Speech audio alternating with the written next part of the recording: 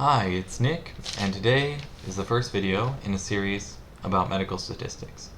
I'm going to be discussing sensitivity and specificity. First, we need to talk about some other terminology. A true positive is a positive test when the patient has the disease. A true negative is a negative test when the patient doesn't have the disease. A false positive is a positive test when the patient doesn't have the disease. So positive refers to the test, false means it's not true. And lastly, a false negative, as you would imagine, is a negative test when the patient has the disease. So now we can continue to talk about sensitivity. Sensitivity is the probability that a test is positive given the patient has the disease. It's how likely we are to detect a patient with the disease. This is kind of an abstract concept, but the name is accurate.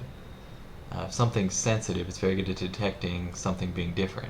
Whether that's, a princess being able to feel a pee under a large pile of mattresses, or a very sensitive person noticing when someone's upset, even when they're not trying to display it. It's also sometimes helpful to imagine a perfect test, so a test that's 100% sensitive and what that would look like. So that means that everyone with the disease would be positive for the test, meaning there were no false negatives. So if a 100% sensitive test has no false negatives, then it's just true positives over true positives, and here is the actual equation. Sensitivity is true positives over true positives plus false negatives, so that makes a little more sense.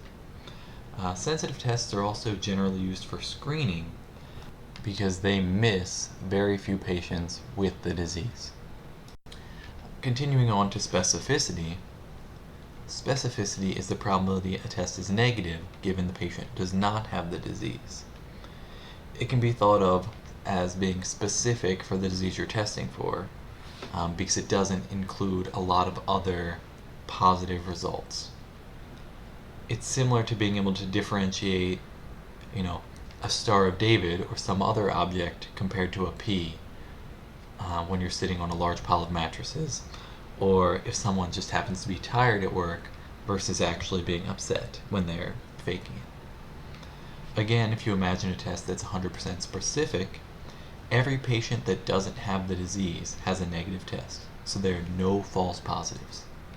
So that means, if they have some other related disease, it's not going to show up a positive result anyway, so it's very specific for the one disease. Specific tests are generally used to confirm a diagnosis. That's because they won't include other diagnoses, and they don't have any false positives. A mnemonic that is very popular is spin and snout. Now, I think this gets a little confusing, but if you can remember that, SPIN stands for specific, rules in a diagnosis. So if a test is very specific, it means that diagnosis is still possible. And sensitivity rules out diagnoses. So if the test is negative and the test is very sensitive, you can be pretty confident that the patient doesn't have the disease. Another feature of sensitivity and specificity is they are independent of the prevalence of the disease in the population. This is actually pretty intuitive because if you remember, we're only comparing in sensitivity people with the disease based on their test values, and specificity people without the disease. This is in contrast with some things we'll talk about in the next video, positive predictive value and negative predictive value, which compare positive and negative tests, but more on that next time. So now I'm going to talk about an example, and the example we're going to use is drug testing, specifically in urine, although it doesn't have to be urine, that's just kind of the example I picked. So you're going to see two different populations here represented based on whether or not they have used the drug. So if you'll notice, people who have used the drug, overall their levels of the drug or metabolite in the urine is higher. People have not, that is lower, but there is some overlap. And because of this overlap, we can draw a line. That line is going to be our cutoff value.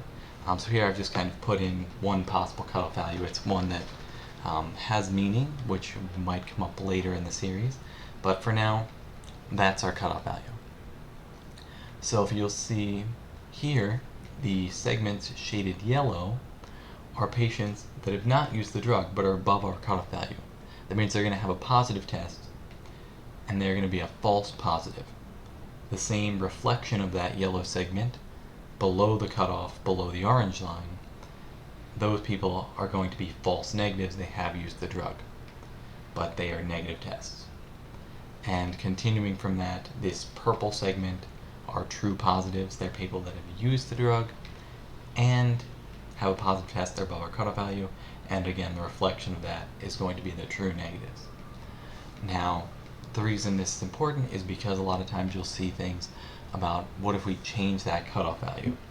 Well, if we increase the cutoff value, you can very clearly see there's going to be fewer false positives because that yellow segment below the curve gets smaller. However, at the same time, the number of patients to the left of that and below the orange line, or the false negatives, is going to increase. This means the test is going to be more specific but less sensitive. So you're going to miss a few more people, but you're going to be more sure about the people you detect.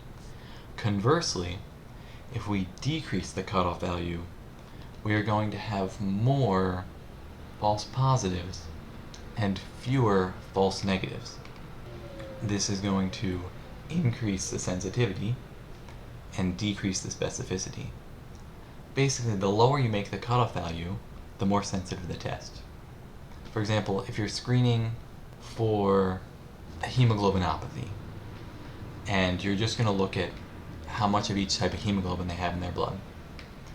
If you make the cutoff 5%, you might get 50% of the people. If you make the cutoff 0%, everyone's going to test positive. So it's going to be a perfectly sensitive test because the cutoff is so low. But it's going to have zero specificity because everyone is going to test positive, so there aren't even going to be any negative tests. The opposite of that, you could increase the cutoff by so much that every test is negative, which means it's going to be perfectly specific. You can guarantee everyone that doesn't have the disease has a negative test, but again, it's going to have no sensitivity because everyone is just going to test negative. So where the cutoff value is actually is very important in determining the test, and a lot of times is chosen based on the characteristics of the test that we desire. So that was a little bit about sensitivity and specificity. I know it's kind of a tough topic, so hopefully it wasn't too confusing. I was able to break it down. Importantly, moving the cutoff value for tests and how that impacts sensitivity and specificity is a very common question on board tests, as well as sensitivity and specificity in general. So hopefully this cleared that up. If not, you can always go back and review it here and look at the equations, how it affects true and false positives and true and false negatives. Hopefully, if not the first time, the second time through will be a little bit better. Thank you, and hopefully you enjoyed this video and it was helpful.